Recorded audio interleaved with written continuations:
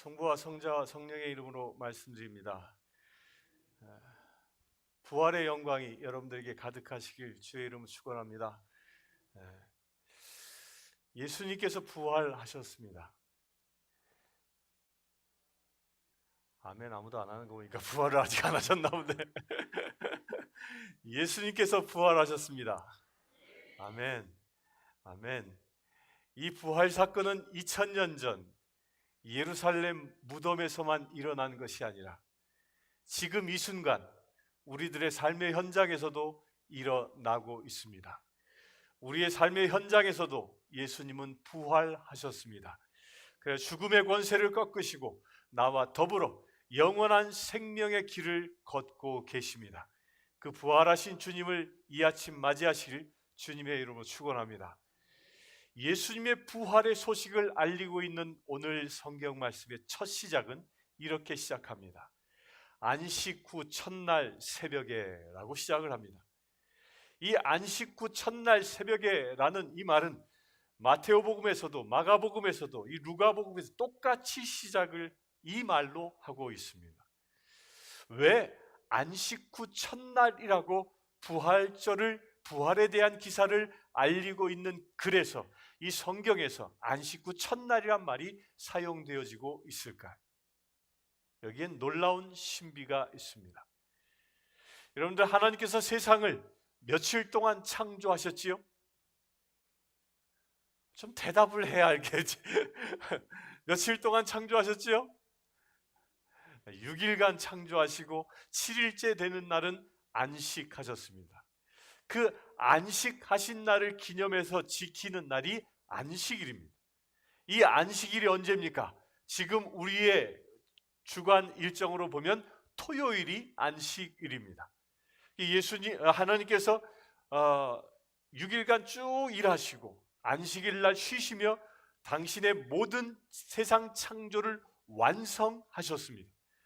그런데 하나님께서 세상 창조를 완성하시고 이 세상을 다스리도록 우리 인간에게 세상의 모든 권한을 주셨음에도 불구하고 우리 인간이 세상에서 죄 지음으로 인하여 타락함으로 인하여 이 하나님의 이 새로운 창조 질서를 깨뜨려버리는 어마어마한 죄를 저지르고 말았습니다. 하나님은 세상을 창조하셨을 때 어떻게 창조하셨습니까? 6일간 세상을 창조하시면서 참 보기 좋았다라고 스스로 만족하며 이 세상의 아름다움을 스스로 찬양했습니다. 그런데 이 하나님이 창조하신 이 세상이 죄가 들어옴으로 인하여 세상은 아름다움을 잃어버리고 하나님의 그 영광을 잃어버리고 죄악이 가득한 세상으로 전락하고 만 것입니다. 그러기에 하나님은 이 세상을 다시 당신이 창조하신 원형의 모습으로 아름다운 세상으로 회복시키시기 위하여 구세주 되신 예수 그리스도가 이 땅에 오신 것입니다. 예수님은 나 하나의 영혼의 구원을 위해서도 오셨지만 온 세상의 구원을 위하여 이 땅에 오셨습니다. 그래서 성경은 이렇게 얘기합니다.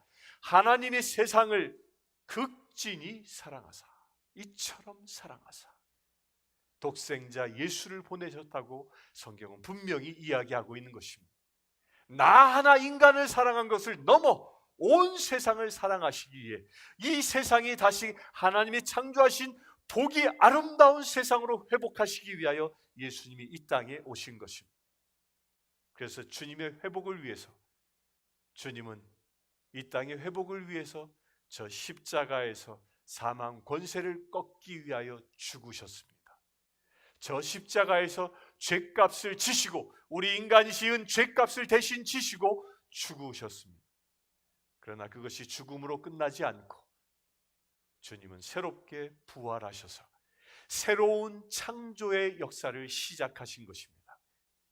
오늘은 하나님께서 새로운 창조를 시작하신 날입니다. 창세기 1장에 보면 첫날 하나님이 가장 먼저 창조하신 것은 빛이었습니다. 빛을 세상에 창조하셔서 흑암 가운데 하나님의 밝은 광명의 세상을 여셨습니다. 그처럼 주님은 안식일 다음 날 이 세상의 빛으로 다시 부활하셨습니다. 어둠을 물리치는 빛으로 부활하셨습니다. 사망 권세를 꺾으시는 빛으로 부활하셨습니다. 그 부활하신 예수 그리스도를 온전히 영접하시길 주의 이름으로 축원합니다. 우리가 빛 대신 예수 그리스도를 영접하여 부활의 생명에 참여한다는 것은 무엇을 의미합니까?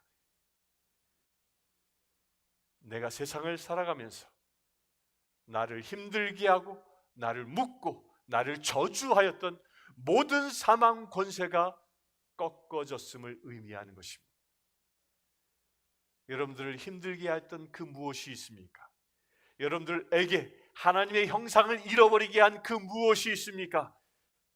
그 모든 것은 이 아침 주님께서 부활하심으로 다 꺾어버리셨다고 믿으시길 축원합니다. 그리하여 우리는 죄인으로 세상을 살아가는 자가 아니라 의인으로 세상을 살아갈 수 있고, 이 세상에서 천국을 향하여 천국을 누리며 살아갈 수 있는 축복의 길이 열린 것입니다. 그 축복의 은혜가 이 아침 여러분들에게 충만하게 임하기를 주님의 이름으로 축원합니다. 그 부활하신 날, 안식 후 첫날 그 새벽에 예수님의 부활을 목격한 사람이 있었습니다. 예수님의 부활을 첫 번째로 목격한 그 첫 목격자가 누구였습니까? 누구죠? 성경에는 여인들이라 이야기하고 있습니다. 여인들. 거긴 막달라 마리아도 있었고요, 요한나도 있었고 마리아도 있었지만 여인들이라고 지칭합니다. 이 여인들이 예수님의 부활을 목격했다라고 이야기하는데, 오늘 이 말씀을 잘 보면요, 놀라운 이 여인들의 행보를 통하여 놀라운 신비를 발견합니다. 예수님의 부활을 첫 번째 목격한 여인들은요, 이 여인들의 공통점이 있습니다. 예수님의 부활을 목격한 것이 그냥 단순히 우연의 일치가 아니라, 이 여인들은 예수님의 부활을 목격한 첫 증인으로 여김받을 만큼, 첫 증인으로 택함 받을 만큼 충분한 자격을 가진 자였습니다. 그 첫 번째 자격이 무엇이었는가? 여기서 나온 여인들은요, 예수님 곁을 지켰던 사람들입니다. 막달라 마리아 여인은 예수님께서 예루살렘에 입성하기 전에 예수님의 장례를 준비하기 위하여 자신의 옥합을 깨서 주님의 발을 씻겨드렸던 여인이었지요. 또한 이 여인들은 예수님께서 빌라도에게 심판을 받고 저 골고다에서 십자가형을 받았을 때 대부분의 제자들은 다 자기도 십자가형에 처할까 봐, 병사들에게 자기도 붙잡힐까 봐 다 도망갔습니다. 예수님의 수제자라고 하는 베드로는 어떠했습니까? 재판석에 예수님이 있을 때에 여인네가 와서 당신도 저 예수를 따르던 갈릴리 사람이 아니요? 라고 3번씩이나 물었어요. 그때 베드로는 3번씩이나 예수를 부인하고 옷을 벗고 알몸으로 도망쳐가는 그런 행적을 보였음에도 불구하고 이 여인들은 예수님께서 십자가에 못 박히시는 그 현장까지도 떠나지 않고 지켰습니다. 예수님께서 숨을 거두어 아리마테오 요셉을 통하여 장사 지낼 때에도 이 여인들은 그 장례의 행렬의 자리를 지켰던 사람들입니다. 그래야 예수님이 어디에 묻히셨는지 정확히 알았습니다. 놀라운 신비가 여기 있습니다. 부활을 첫 목격한 사람이 가지고 있는 자격이 무엇이었습니까? 예수가 가는 길이 비록 죽음의 길이었고 고난의 길이었을지라도 그것을 지켰던 자였다는 것입니다. 우리 사랑하는 성도님들, 부활하신 예수 그리스도를 목격하시길 축원합니다. 우리가 부활하신 예수 그리스도를 목격할 수 있는 자격은 예수 곁을 떠나지 아니하는 것입니다. 좋을 땐 예수님 곁에 있는 것 같지만 슬프고 어려울 땐 예수를 멀리 떠나는 자가 아니라, 기쁘거나 슬프거나 예수께서 내 곁에서 비록 죽어 있는 것처럼 보일지라도 그 예수 옆에 예수의 곁을 지키는 주의 사랑하는 자 되실 주의 이름으로 축원합니다. 또한 이 여인들의 두 번째 행보는 그들이 예수님의 장례를 치르기 위하여 향품을 준비했다고 얘기합니다. 여기서 향품이 뭐죠? 이스라엘 백성들은요, 장례를 치를 때 세마포로 염을 하고, 그 염을 할 때 세마포에다가 향료를 바르던 장례 풍습이 있었습니다. 그런데 오늘 말씀 앞에 보면 아리마테오 사람 요셉이 예수님을 십자가상에서 끌어내려서 세마포를 입혔을 때 시간이 없는 관계로 세마포만 입히고 향품을 바르지 않습니다. 이 여인들이 그것을 기억한 것입니다. 그래서 예수님의 장례를 완성하기 위하여 향품을 가지고 예수님의 무덤을 찾아간다는 것입니다. 예수님 앞에 나아갈 때 예수님의 장례는 무엇입니까? 나를 대신하여 죽으신 희생양의 제물이었습니다. 그 희생양 대신 예수 그리스도 앞에 나아갈 때 여러분들 무엇을 가지고 나아갑니까? 예수님의 희생제사 제물 되어진 것을 완성하러 나아가는데 이 여인들처럼 향품을 들고 나아가시길 축원합니다. 예수님의 그 희생제사를 완성하는데 내가 쓰임받을 수 있어야 합니다. 그리고 세 번째로 이 여인들은 놀라운 믿음의 행보를 합니다. 이 여인들은 전날 예수님께서 십자가에 못 박히셨을 때, 못 박히시고 장례를 치러 아리마테오 사람 요셉의 무덤에 안장했을 때 그 무덤이 큰 돌로 가로막혔고 로마 병정들이 그것을 지키고 있었고 거기에 봉인을 하여 아무도 열 수 없도록 한 것을 이미 알고 있었습니다. 그러면서 이 여인들은 무덤을 향하여 나아가면서도 누가 그 돌을 치워줄까 염려하며 나아갑니다. 이 이야기는 무엇입니까? 자기들이 비록 향품을 가지고 무덤에 나아가나 돌이 막혀서 예수를 볼 수 없다라는 그 객관적인 사실을 이들은 알고 있었습니다. 그러나 그럼에도 불구하고 예수님께 나아간다는 것입니다. 우리도 똑같은 것이 있을 수 있습니다. 내가 살아가면서 주님 앞에 나아가지 못하는 그 돌덩이와 같은 그런 장애물이 내 앞에 놓여 있을 수 있습니다. 나는 이것 때문에 구원받을 수 없어. 나는 이것 때문에 하나님의 나라의 자녀 될 수가 없어. 나는 이것 때문에 주님 말씀대로 살아갈 수 없어 라고 스스로 단정짓는 그 어떤 것이 있다면 이 여인들처럼 어마어마한 1톤이 넘는 돌덩이가 가로막혀 있어도 무덤을 향하여 한 발 한 발 나아간 것처럼 담대히 주님을 향하여 나아가실 축원합니다. 이런 담대히 나아가는 자가 부활을 목격하는 첫 증인이 될 수 있는 것입니다. 그리고 이 여인들은 담대히 나아갔을 때 그들 안에 담대히 나아갔을 때 그들이 어떤 광경을 목격합니까? 무덤이 열린 것을 목격합니다. 우리 사랑하는 성도님들, 믿음의 행보를 통하여 기적이 일어납니다. 아멘. 천사가 무덤에 돌을 치우는 기적이 일어난 것처럼 여러분들이 예수 그리스도께서 나를 구원하셨고 내가 주님 만나기를 원한다는 그 믿음의 행보를 하신다면 여러분들 앞에 있는 걸림돌들은 주님의 이름으로 다 물러갈 줄 믿습니다. 그렇게 만나러 간 막달라 마리아와 그 여인들, 그들은 빈 무덤을 발견하고 천사들을 만납니다. 그 천사들을 만났을 때 천사가 이 여인들에게 이렇게 얘기합니다. 어찌하여 살아있는 자를 죽은 자 가운데서 찾느냐? 살아있는 자가 누구입니까? 예수 그리스도이십니다. 죽은 자 가운데서 찾는다는 것이 무엇입니까? 그것은 무덤 속입니다. 죽은 자가 들어가는 것은 무덤입니다. 여러분들은 어디에서 예수를 찾고 있습니까? 여러분들의 근심과 걱정 속에서 예수를 찾고 있습니까?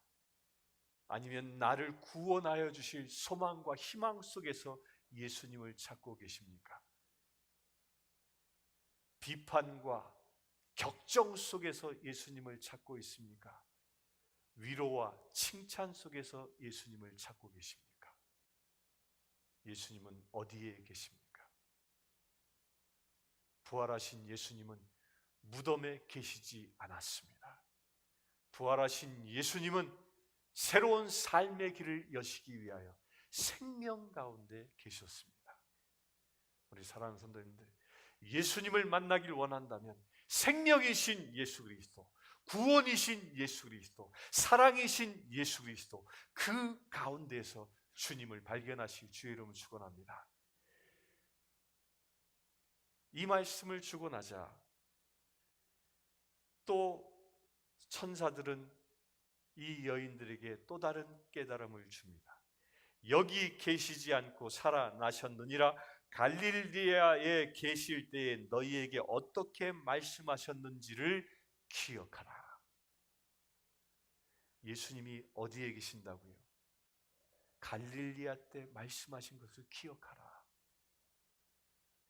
주님의 말씀을 우리가 기억하면 내 안에 예수님을 발견하는 역사가 일어날 줄 믿습니다. 인자가 죄인의 손에 넘겨져 십자가에 못 박히고 제3일에 다시 살아나리라. 이 말씀을 천사들이 이 여인들에게 다시 기억나게 한 것입니다. 누가복음과 다른 복음의 차이가 있습니다. 마태복음과 마가복음과 요한복음에서 예수님의 부활을 증언할 때 이 여인들이 예수님을 만난 사건을 기록합니다.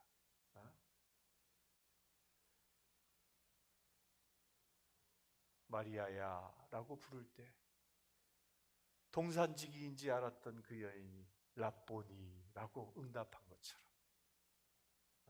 예수님을 만난 경험을 기록하고 있는데, 누가복음만큼은요 이 여인들이 예수님을 만났다라는 기록은 없습니다. 왜일까요? 누가가 이 여인들이 예수님을 만난, 막달라 마리아가 예수님을 만난 이 사건을 몰라서 기록하지 않았을까요? 누가복음보다는 마가복음이 먼저 기록되어졌습니다. 마가복음이 기록되어진 것을 누가가 몰랐을까요? 알고 있었음에도 불구하고 왜 누가는 이 여인들이 예수를 만난 것을 굳이 기록하지 않았을까요? 여기엔 우리에게 주는 놀라운 신비가 있습니다. 지금 우리도 2000년이 지난 우리도 예수님을 만날 수 있는 비밀을 여기서 가르쳐주고 있는 것입니다. 이 여인들이 예수님이 부활하셨습니다라는 이 사실을 어떻게 믿고 제자들에게 달려가 예수님이 부활하셨습니다라는 사실을 증언할 수 있었습니까? 그 이유는 한 가지였습니다. 제3일에 다시 살아나리라는 이 말씀을 다시 기억했을 때 부활에 대한 확신을 저들이 가졌던 것입니다. 우리 사랑하는 성도님들, 예수님께서 부활하셨습니다. 사망 권세 꺾으셨습니다. 영생의 길을 여셨습니다. 세상을 다시 창조하셨습니다. 이 말씀을 믿습니까? 이 말씀을 기억합니까? 이 말씀이 나의 것이 되었습니까? 그렇다면 여러분들은 부활하신 예수님을 만난 것입니다. 그리고 그 부활하신 예수님을 만났다면 이 여인들처럼 세상을 향하여 부활하신 예수 그리스도를 증언하실 주의 이름을 축원합니다. 부활하신 주님을 증언할 때, 세상 땅 끝까지 복음을 증언할 때 예수님은 다시 오시기 때문입니다. 우리 사랑하는 성도님들, 그 바깥에 나가면 저희 처가 어저께 하루 종일 꼼지락꼼지락 부활란을 준비했습니다.